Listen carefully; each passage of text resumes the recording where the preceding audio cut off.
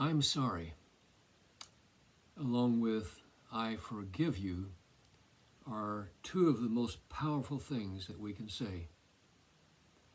The following is a story from Grandpa Decker's youth. I was the youngest of 5 kids at the time. Later there would be 2 more. I was not yet in school when we moved from Indiana to Florida. We lived in Fort Lauderdale for nearly 4 years.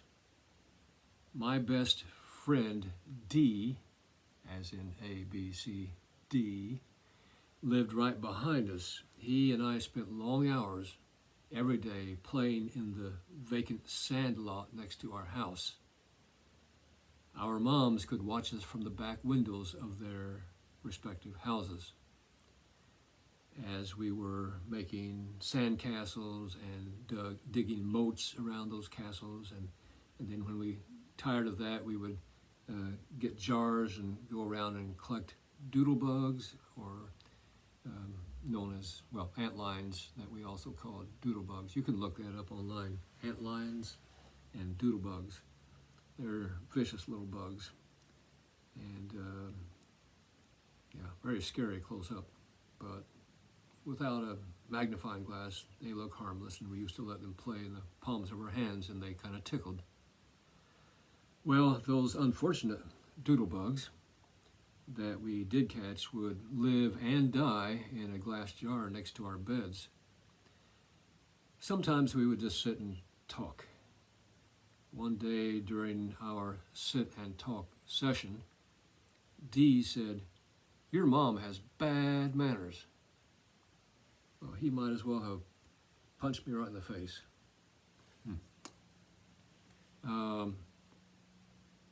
Because, my mom was the most mannerly person in the world, maybe even in the universe. Well, I shot back at him, "She does not have bad manners, but your mom does." Well, that did it. I no longer had a friend. We both got up without another word and slowly walked back to our houses. Neither one of us played in the sand lot for the next 2 days. Of course, our moms knew that something was wrong. My mannerly mother asked me what happened.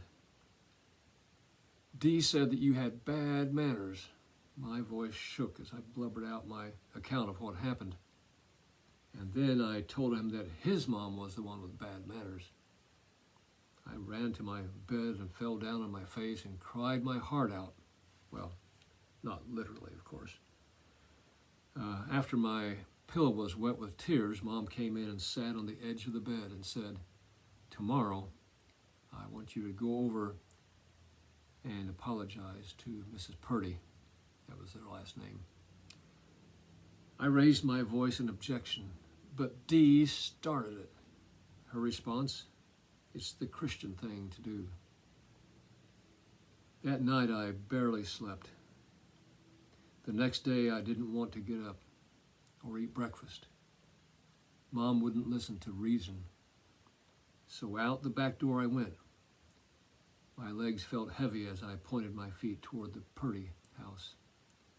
And I was at the back door before I wanted to be. I tapped lightly on the door, sort of like that, hoping, of course, that she wouldn't hear me. But she did, and she swung open the door and leaned forward and said, "Yes?" "Mrs. Purdy, I'm sorry that I said you had bad manners," I mumbled. She threw her arms around me and hugged me and said, "Oh, that's all right." That was her way of forgiving me, of course. Well, powerful words had just been spoken, and I felt love and joy and peace and rainbows and hummingbirds. Well, okay, not the last 2 things, but love and joy and peace just overwhelmed me. And she finally let go of me and turned away, calling out, "Dee, Jim is here to play. Well, he came skipping out of his room with a big smile on his face, and we headed out to the sand lot. The end. This story took place 65 years ago, but I still have warm and fuzzy feelings about it. Well, maybe not fuzzy, but warm. Very warm. And I thank you for joining me today and listening to my story. And I pray that God might bless you and brighten your corner where you are.